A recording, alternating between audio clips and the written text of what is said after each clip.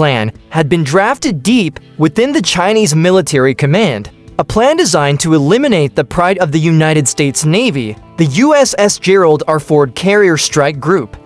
The date was July 12, 2025. The time was exactly 7:42 a.m. local. What began as a quiet, clear morning in the Philippine Sea would soon descend into chaos and fire. Three massive Chinese Y-20 transport aircraft appeared on radar screens, flying casually over international waters near Guam. To every surveillance system watching them, they looked unthreatening, just lumbering cargo planes moving along predictable lanes. Yet what no one aboard the American carrier group realized was that these transports had already been at work for more than half an hour. For 31 silent minutes, their cavernous bays had been disgorging wave after wave of radar evading drones. They spread out invisibly across the skies like phantoms, mapping every movement of the U.S. fleet below with cold precision. The morning itself gave no sign of what was coming.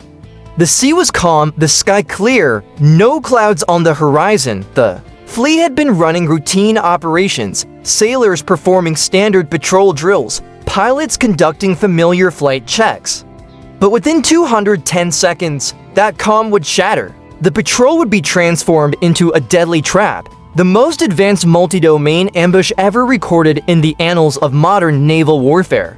A seemingly normal day in the Philippine Sea was about to become a turning point in history, a spark that could drive the world closer to the abyss of global conflict. At high altitude, the three Y-20s pressed on, entering international airspace while still broadcasting standard civilian transponder codes. To satellites, to long-range radars, they looked like nothing more than civilian haulers moving along. Established quarters, but hidden inside their cavernous bellies was something that rewrote the calculus of war. Moments later, with mechanical precision, the Y-20s opened their bays and released their true payload, an airborne swarm. Nearly 100 unmanned stealth drones, each shaped like a manta ray and cloaked in radar-absorbing composites, poured into the sky. They glided without sound, without visible signature, each one programmed to converge upon the American fleet hundreds of miles to the east. At sea level, another prong of the ambush unfolded. For H-6K bombers, flying at nap of the Earth, altitude to evade early detection, deployed a string of modified buoys. These were no ordinary buoys. Each carried sophisticated electronic warfare pods designed to blanket the battle space in confusion. Instantly, they unleashed a storm of interference, a 60-mile radius of electromagnetic blindness. Satellite links faltered, radars flickered, and the American strike group suddenly found itself isolated within a fog of electronic static. This was not brute force. This was an electronic ambush, surgical, precise, and meant to paralyze the fleet before the real killing blow arrived. And then the hammer fell from medium altitude, concealed within the cloud of jamming. 16 J-16 fighter aircraft descended into the battle space. Each fighter carried a deadly load of YJ-91 anti-radiation missiles, weapons designed specifically to hunt down and destroy radar and air defense systems. With a coordinated launch, the fighters sent their missiles screaming toward the outer edge of the carrier strike group's shield. The attack was not random. Every trajectory had been calculated to strike at the sensors that gave the American fleet its eyes and its reach. The goal was clear: blind the carrier group before it could even respond. The operation was orchestrated with chilling precision. A vertical pincer attack unfolded. From above, stealth drones dived down. From the surface of the sea, missiles skimmed just meters above the waves. From the horizon, jamming pods continued to blur the American radars. Each element struck in harmony, timed to the second, layered to divide the defenders' attention across to many fronts. For 220 seconds, the skies above the Philippine Sea transformed into a nightmare of shadows, fire, and speed. The Chinese strike force had unveiled something unprecedented, a multi-domain saturation strike, combining stealth, decoys, drones, cyber, and electronic warfare into one seamless, lethal package.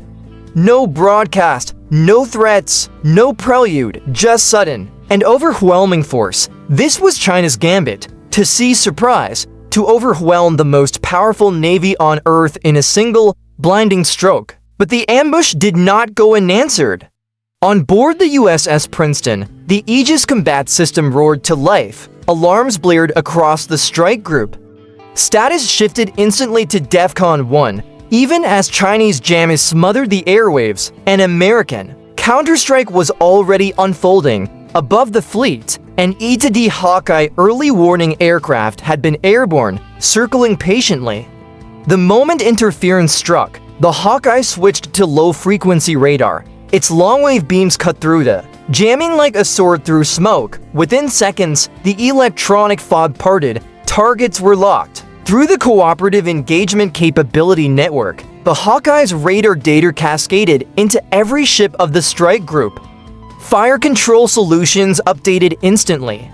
The outer defense perimeter roared awake. From the USS Chancellorsville, 8S and 6 interceptors launched vertically, their plumes painting the sky as they arced upward before diving onto their targets. Close-in weapon systems spun up with a shrill mechanical whine, Gatling barrels preparing to tear the skies apart.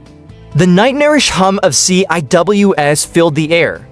F-A-18 Super Hornets, already on combat air patrol, received real-time targeting cues. Through data link, without hesitation, they dove into the incoming swarm of drones, unleashing volleys of AIM-120M ROMs. Explosions lit the skies like fireworks as swarms of stealth drones disintegrated midair. On the deck of the Gerald R. Ford, the carrier's crew sealed blast doors. Damage control teams sprinted to position. Combat centers glowed under red lighting. Every operator locked in on their screens. The massive warship shifted instantly to full strike readiness, and then the defenses held. The layered American shield, satellites, low-frequency radar, Aegis cruisers, carrier-based fighters, and automated CIWS batteries absorbed the strike. It was only the beginning. Not a single projectile nor drone had slipped through unscathed. Every hostile launch was intercepted, neutralized, erased before impact. This wasn't chance, nor fortune. It was deliberate. It was the result of design. Years of unrelenting investment in networked warfare, layered defense grids, and rapid response. Munitions had culminated in this exact moment. The payoff was undeniable. Even cloaked beneath the fog of jamming signals, deception tactics, and saturation assaults, American systems spoke fluently to each other in real time. They adapted on the fly, locked onto threats, and annihilated them with cold, mechanical precision. Beijing's opening gambit had been meant to shock, to disorient. Instead, they found themselves staring across the waves at a fleet not only unbroken, but already bracing to strike back with thunder. Are you with me so far? Good, because what happens next is when America reveals the sheer depth of its arsenal, the true scale of its technological warfare. At exactly 0811 hours, a mere 29 minutes after the first Chinese drone breached the horizon, the strike group's posture shifted with deadly clarity. Defense was no longer the priority. The mission pivoted to retaliation. Inside the Combat Direction Center of the USS Gerald R. Ford, a crimson warning light pulsed steadily above the digital operations map. A voice confirmed what everyone already knew: strike authorization granted. Washington had delivered the green light. What followed wasn't simply a counterstrike, it was a synchronized, multi-domain retaliation, unlike anything the Pacific Theater had ever witnessed. The first two ascend were the F-35C Lightning E's. 24 of them hurled skyward in under 6 minutes, their launches perfectly timed by the Ford's electromagnetic catapults. Radar could not see them. In tight delta formation, they skimmed the sea's surface before splitting into 3 tactical wings, one to secure air dominance, one to strike deep, and one to cloak the others in electronic disruption. Seconds later, F-A-18 Super Hornets tore into the air in paired formations, each armed with AGM-158J ASSM precision cruise missiles payloads engineered to punch through hardened bunkers from distances exceeding 500 miles. But the response was not confined to the skies. Far to the east, the USS Zumwalt entered the fray. Its advanced electromagnetic railguns, once dismissed as prototypes, spoke for the first time in war. They unleashed hypervelocity tungsten slugs at Mach 7, streaking toward Chinese coastal radar installations on Hainan Island. No explosives were required. Kinetic force alone rendered destruction, each impact a miniature apocalypse. High above, at 45,000 feet, 6 MQ-9 Reaper drones prowled in silence, linking data streams from satellites and F-35 sensors. Their mission to paint the battlefield in perfect clarity. Every radar dish, every missile silo, every command hub tagged, tracked, and transmitted in real time. Then came the destroyers. From 3 Arleigh Burke-class warships, a salvo of 28 Tomahawk Block V cruise missiles leapt into the sky. They twisted midair before flattening into sea-skimming trajectories, guided not by simple coordinates, but by digital scene matching DSMAC, a system that memorized landscapes with machine precision. Their flight paths carried them more than 1,000 miles with margins of error no greater than 3 meters. Targets had been carefully selected. Longshan Air Base in Fujian, source of the earlier J-16 sortie. A radar fortress near Lingshui on Hainan Island, military fuel reserves, and uplink stations binding Chinese forces to their satellites.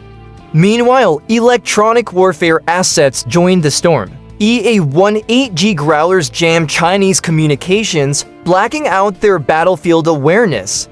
PAA Poseidon patrol craft began hunting enemy submarines, stirring near coastal bases.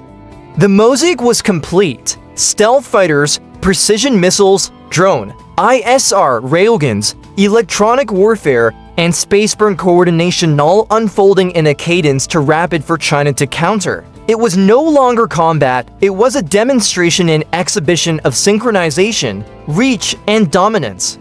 As the last American aircraft vanished into the eastern sky, the truth was undeniable. The United States had not merely survived an assault, it had responded with firepower so exact it read like a declaration carved in steel. Let us measure the cost. The retaliation did not explode all at once. It unfolded like a mechanical fist closing slowly over a map of China's southern coast. At 08 for 9 hours, the first Tomahawk breached Fujian's airspace, weaving just 50 feet above the earth. Hills, rivers, radar beams all dodged with unerring memory. The missile wasn't seeking numbers. It was seeking shapes, landscapes it had been taught to recognize. It found its mark at Longshan Air Base, slicing directly through Hangar C. The detonation ripped through 6 J-20 stealth fighters still grounded, reducing them to burning fragments. When the smoke cleared, the hangar itself was no more than skeletal rebar and molten ruin. Just 27 seconds later, a tungsten rod from Zumwalt's railgun arrived at the same base. It didn't explode, it penetrated the underground command bunker. Crumpled inward, its concrete folding like lungs collapsing under pressure. On Hainan Island, a satellite uplink hub went dark, its signal extinguished in an instant. From orbit, US satellites watched as it blinked off the grid like a star, vanishing from the night sky. 100 personnel, some dead, many wounded, others cut off from Central Command were left groping in darkness through shattered corridors. There was no thunderous collapse, no cinematic blast, no desperate cry across the airwaves. Only silence. Radios that once buzzed with orders and reports went mute in an instant. Amid the chaos, one Chinese colonel, pinned beneath the rubble of a destroyed radar tower, managed to push out a final encrypted message. They see everything. We are blind. Nearby civilians, unaware of the scale of the strike, captured images of thick black smoke spiraling upward, dark columns that looked less like flames of war and more like gateways to another world. Their shaky videos hit domestic networks within minutes, spreading faster than sensors could react. Out at sea, across the South China Sea, the warships of the People's Liberation Army Navy remained motionless. Sensors stayed active, weapons remained primed, crews stood ready, but the silence from above meant no one knew what to target, where to strike, or even who still commanded. Because in less than 1 hour, American retaliation had ripped the command structure apart, crippled China's eyes and ears, and incinerated the very fuel reserves it needed to sustain a fight. By 9:30 a.m., the absence of orders from Chinese command posts had become a roar of its own, deafening not just in Beijing, but across the globe. At the Pentagon, senior U.S. defense officials convened inside the National Military Command Center.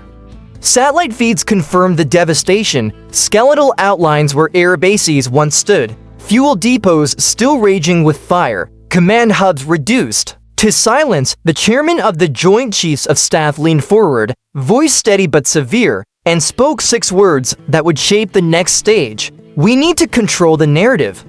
Half a world away, Beijing was descending into contradiction. Official state media rushed out pre-recorded footage of naval drills, insisting there was no conflict. Yet behind closed doors, leaked communications revealed an entirely different story. Frantic assessments of the damage, desperate attempts to identify surviving assets, and growing arguments among generals about how to respond without lighting the spark of a full regional war. At 10 a.m. Beijing time, the Foreign Ministry summoned the U.S. ambassador, accusing Washington of a reckless, destabilizing act of aggression. But in military bunkers and underground tunnels, the Chinese leadership was not shouting at America. It was demanding answers from its own broken chain of command. The aftershocks were immediate and global. Japan placed every self-defense force unit on maximum alert, powering up missile batteries in Okinawa. Australia dispatched destroyers to reinforce the U.S. 7th Fleet. South Korea scrambled F-35 squadrons and positioned Patriot interceptors along its southern shores. Taiwan, aware it was a potential flashpoint, went completely dark. Airfields, radar networks, runways all active, all waiting, but none speaking. In Brussels, NATO headquarters called an emergency session. The Secretary General did not soften. His words, "This is the most serious military exchange between nuclear powers in the 21st century." European nations raised their alert levels to a DEFCON 3 equivalent. Cyber defense units in Germany, France, and the UK mobilized to sweep networks for signs of digital retaliation. Even Russia, watching quietly from the north, made its own move. 3 ballistic missile submarines slid out of Vladivostok into open waters. Moscow said nothing, but its silence carried a message sharper than any statement.